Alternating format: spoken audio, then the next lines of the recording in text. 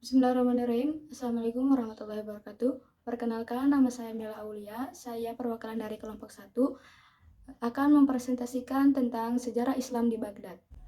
Sejarah Islam di Baghdad dikelompokkan menjadi 5. Yang pertama, ada sejarah pra-Islam di Baghdad. Yang kedua, ada sejarah perkembangan Islam di Baghdad. Yang ketiga, peradaban Islam di Baghdad. Yang keempat, kemajuan dan kemunduran Islam di Baghdad. Dan yang terakhir adalah masa modern Islam di Baghdad.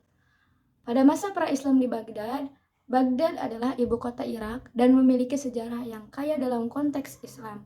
Nah, salah satu situs yang paling terkenal adalah Masjid Besar Kupa, yaitu masjid tertua di dunia. Selain itu juga ada Bajar Mutanabi, di mana Bajar Mutanabi itu suatu pasar buku yang terkenal di Baghdad. Lalu masuk ke masa sejarah perkembangan Islam di Baghdad, di mana di sejarah perkembangan ini yang pertama didirikannya kota Baghdad itu pada tahun 762 Masehi oleh Khalifah Al-Mansur dari Bani Abbasiyah. Nah, ibu kota inilah yang menjadi kota dinasti Abbasiyah dan menggantikan Damaskus sebagai pusat politik dan budaya Islam. Lalu kedua, zaman kejayaan di mana ilmu pengetahuan itu menjadi pusat untuk perkembangan di Islam di Baghdad. Sekitar pada tahun 8 sampai 9 Masehi, Baghdad ini menjadi pusat ilmu pengetahuan yang sangat penting. Banyaknya perpustakaan, universitas, dan pusat penelitian-penelitian yang didirikan di kota Baghdad ini. Baghdad juga menjadi tempat yang penting dalam perkembangan aliran Sufisme di dalam Islam. Kemudian masuk ke peradaban yang dibangun di kota Baghdad. Peradaban yang dibangun di kota Baghdad ini adalah peradaban Abbasiyah, di mana periode dinasti Abbasiyah ini memegang kekuasaan sebagai khalifah dan mencapai puncak kejayaan. Dan Baghdad juga menjadi ibu kota penting dan pusat paling penting peradaban Islamnya pada masa kekhalifahan Abbasiyah. Di Baghdad itu yang memiliki kemajuan di berbagai bidang itu seperti ilmu pengetahuan, filsafat, kedokteran, matematika, astronomis, sastra, dan juga seni. Nah, pusat belajar yang paling terkenal itu seperti House of Wisdom atau biasa dikenal Bait al-Hikmah yang didirikan di Baghdad yang menjadi tempat terjemahan besar-besaran dalam karya-karya klasik Yunani seperti Persia dan India ke dalam bahasa Arab.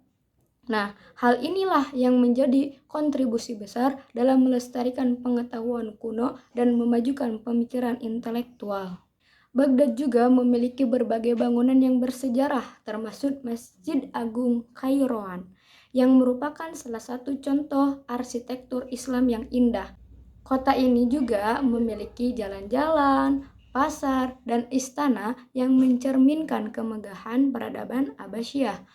Nah, Baghdad juga mempertahankan identitas budaya dan seni lokal.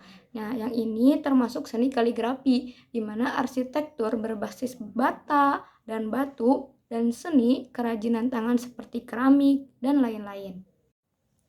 Lalu Baghdad juga membangun karya sastra besar yang ditulis seni arsitektur seperti Masjid Besar Samara dan Daulat Al-Khufah yang dibangun.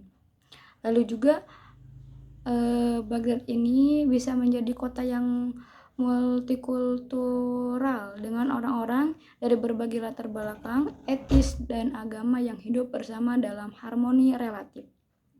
Nah, yang menciptakan pertukaran ide dan budaya yang kaya.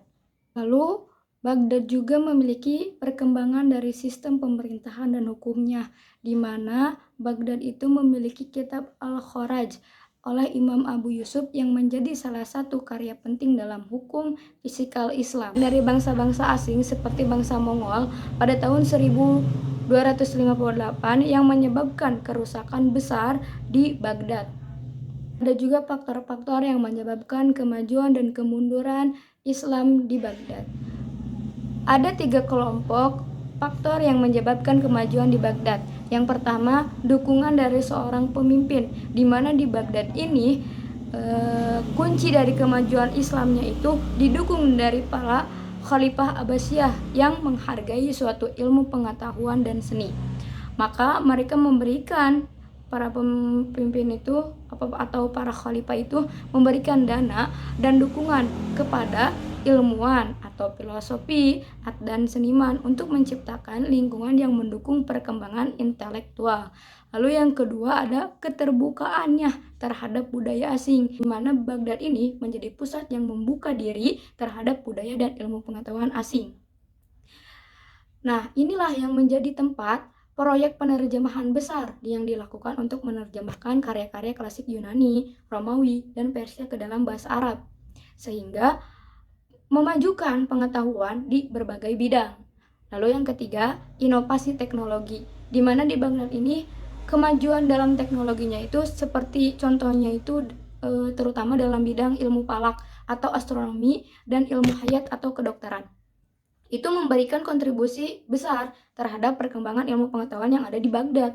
Nah, penerapannya itu dilakukan secara metode ilmiah dan eksperimen yang menjadi ciri khasnya di Baghdad.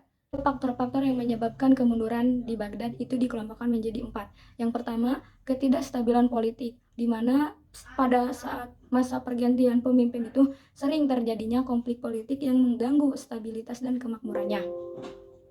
Seperti perang saudara, kudeta, dan pergantian khalifah yang sering mengganggu perkembangan ilmu pengetahuan dan budaya. Lalu yang kedua ada serangan asing, di mana terjadinya serangan dari bangsa-bangsa asing seperti bangsa Mongol pada tahun 1258 yang menyebabkan kerusakan besar di Baghdad. Lalu yang ketiga ada perubahan sosial dan ekonomi, di mana perubahan sosial dan ekonomi ini bermaksudkan kepada tekanan pajak yang tinggi dan ketidakstabilan ekonomi yang dapat menghambat perkembangan ilmu pengetahuan dan budaya di Baghdad. Dan yang terakhir ada kemunduran kebebasan berpikir, di mana pada akhir periode Abbasiyah ini ada peningkatan oposisi terhadap pemikiran filosofi dan ilmiah yang dianggap kontroversial. Nah, hal ini juga menghambat perkembangan ilmu pengetahuan yang bebas, sehingga orang-orang berpikir itu hanya mencakup terhadap pemikiran filosofi dan ilmiah saja. Kemudian dilanjut sejarah Islam pada masa modern. Itu memiliki 8 kategori. Yang pertama pada masa pemulihan. Setelah penaklukan oleh bangsa Mongol pada tahun 1258 ini, Baghdad mengalami perubahan secara bertahap di bawah pemerintahan berbagai dinasti dan kekuasaan yang asing. Lalu yang kedua, kontinuitas sebagai pusat keagamaan, di mana Baghdad ini masih menjadi pusat tetap yang paling penting dalam Islam sebagai tempat bagi para ulama, pelajar, dan tempat ibadah, yang dimana di bangunan-bangunan bersejarah di Baghdad itu ya, seperti Masjid Al-Khadimiyah dan Masjid Al-Kazimain yang tetap menjadi tempat ziarah dan keagamaan di daerah Baghdad ini. Lalu ada juga perkembangan modern, di mana pada masa abad ke-20 21-an ini Baghdad itu memiliki perkembangan modern di berbagai bidang, termasuk bidang ekonomi, pendidikan, teknologi, dan infrastruktur.